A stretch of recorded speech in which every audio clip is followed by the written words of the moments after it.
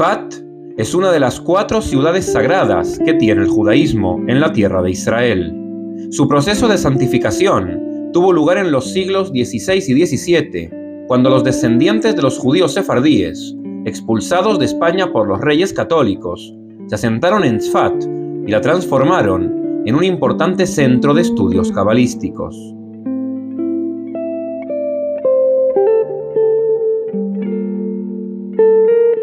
Desde entonces, Tzfat se ha transformado en un centro de peregrinación para los judíos religiosos. Importantes rabinos cabalistas como Isaac Luria o Moisés Cordovero vivieron y enseñaron en la ciudad de Tzfat.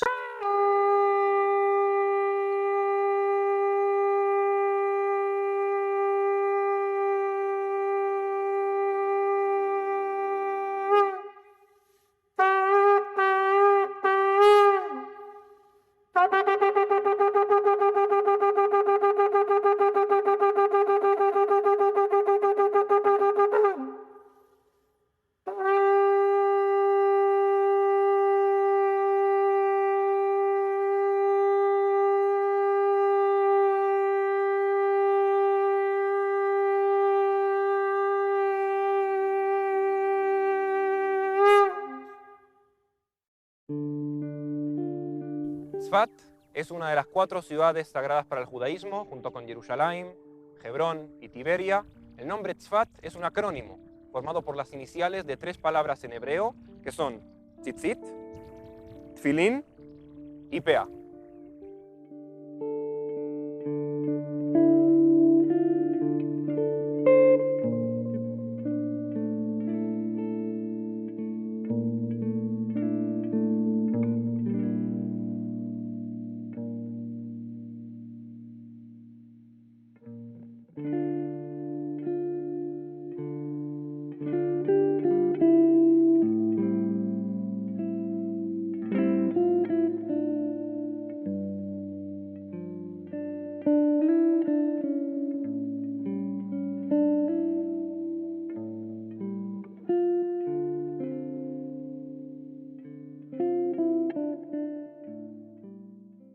Estamos en Tzfat, que es la ciudad de la Cábala. ¿Qué significa Cábala? Si lo traducís literalmente en hebreo moderno, Cábala o Kabbalah significa recepción. Vos vas a la recepción de un hotel, estás en la Cábala del hotel. Vas a un supermercado, un restaurante, una farmacia, pagas con tu dinero, te devuelven una boleta, un recibo. ¿Tenés la Cábala? Sí, es cierto. Lo que pasa es que aquí en este contexto precisamente nos referimos a otra cosa. Cuando hablamos de Kabbalah en un sentido más religioso, en un sentido más tradicional, nos referimos a qué recepción. No a una boleta de restaurante, sino a recepción que tuvo lugar en el monte Sinaí. Cuando el pueblo judío llegó al monte Sinaí, ahí tuvo lugar una recepción. ¿Qué es esa recepción? ¿Cuál es esa Kabbalah? La entrega de la Torá. Y cuando hablamos de que en Tzfat, en el siglo XVI, se desarrolla la Kabbalah, nos referimos al estudio más profundo y más secreto de esa recepción que tuvo lugar en el monte Sinaí, y por tanto estaríamos hablando del misticismo.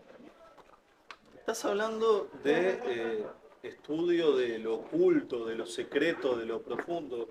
Tratá de llevarlo un poco más a tierra, danos un ejemplo. A ver, por ejemplo, tenemos en la Cábala luriana, que es la que desarrolla el rabino Isaac Luria aquí en Tzfat en el siglo XVI, un concepto que se llama la teoría del Tzimtzum. Y el concepto dice lo siguiente: Dios quiere crear el mundo. El tema es que como Dios es la totalidad, lo es todo, es el Ein Sof, es el infinito, Dios está ocupando la totalidad del espacio, son términos muy filosóficos y muy cósmicos, y entonces no hay lugar para la creación, ya que Dios ocupa el todo. Y entonces el concepto del Tzimtzum lo que viene a decir es que Dios se contrae a sí mismo para liberar un espacio en el cual pueda el mundo ser creado.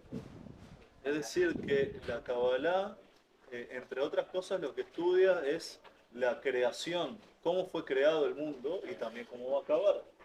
Y aquí entramos también en otro concepto muy importante de la Cábala, que es el de Tikkun Olam, o la reparación o la restauración del mundo. ¿Qué quiere decir eso? Quiere decir que la Cábala sitúa al hombre en el centro del proceso restaurador. El hombre es responsable de lo que suceda por sus propias acciones. Entramos en un campo ya de la Cábala práctica, y ya no es Dios el único responsable de lo que pase, porque el hombre puede influir con sus actos en lo que pasa en este mundo. Y por eso, cuando hablamos de que hay que hacer tikkun olam, el restaurador no es Dios, sino el hombre. ¿Cómo se hace eso en términos cabalísticos del siglo XVI? Cumpliendo preceptos, estudiando religión, leyendo la Torá, haciendo buenas acciones, lo que se llama en hebreo Gmilut Hasadim, viviendo en la tierra de Israel. Hay un montón de formas de hacer tikkun olam para llegar a esa conexión ultimativa entre el hombre y Dios y poder de esa manera influenciar en lo que pasa en el mundo.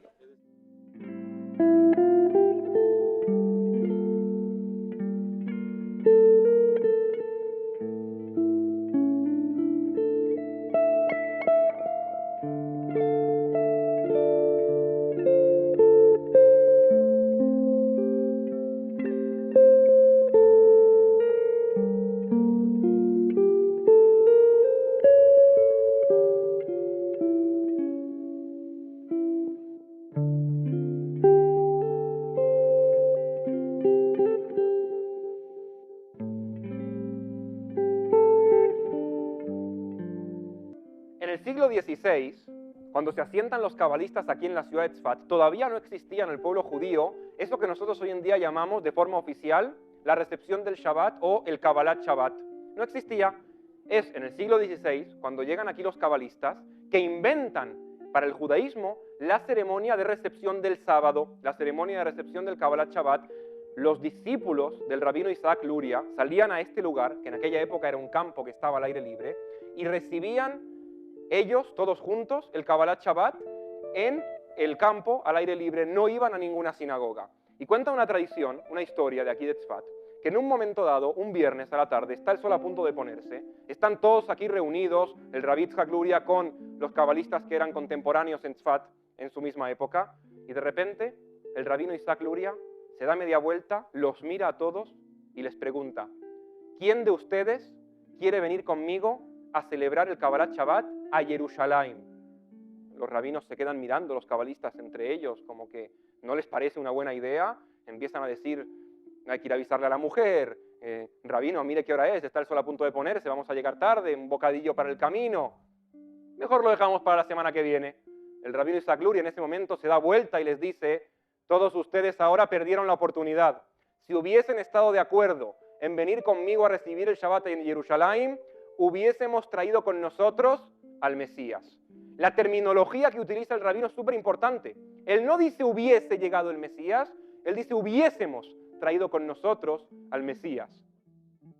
Siempre en la historia del pueblo judío, y por lo menos desde hace 2000 años, se está esperando al Mesías. No en vano el cristianismo decide aplicar este concepto a la figura de Jesús, porque es un concepto que acompaña al pueblo judío desde hace por lo menos 2000 años. Pero nunca en la historia, hasta el siglo XVI en Tzfat, había una relación directa entre las acciones de una persona y el hecho de que el Mesías puede llegar antes o después. Se relaciona con el hecho de Tikkun Olam, con la centralidad del hombre. Podríamos considerar incluso que es un concepto humanista, el hecho de que aquí las acciones del hombre influyen en el destino de las personas.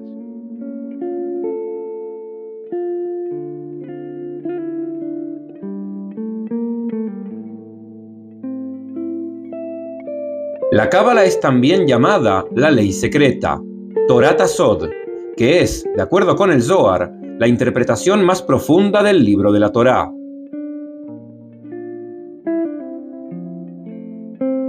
La tradición judía establece que solamente aquellos rabinos que hayan alcanzado el nivel máximo de santidad están capacitados y autorizados para dedicarse a la Cábala.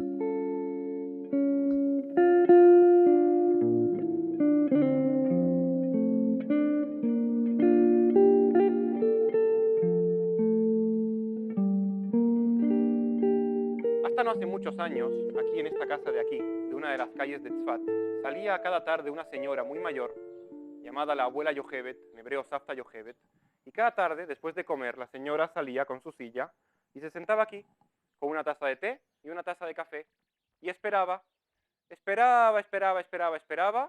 hacía de noche, la señora miraba a la izquierda, miraba a la derecha, volcaba el té, volcaba el café y entraba a su casa. Al día siguiente lo mismo.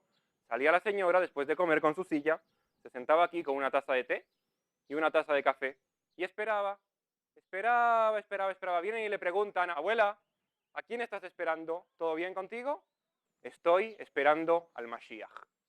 ¿Y por qué la señora estaba esperando precisamente aquí, en este lugar? Hay una tradición en Tzfat que dice que cuando el Mesías venga al mundo y haga todo lo que tenga que hacer, antes de llegar a Jerusalén, el Mesías primero va a aparecer en Tzfat. Y la tradición, que es una tradición local en Tzfat, dice que la calle por la que va a salir el Mesías es precisamente esta calle de aquí. Y por eso la señora cada tarde se sentaba aquí a esperar al Mesías que salga por esta calle. Cuando le preguntan, ¿y por qué una taza de té y una taza de café? Bueno, porque yo no sé lo que le gusta, decía.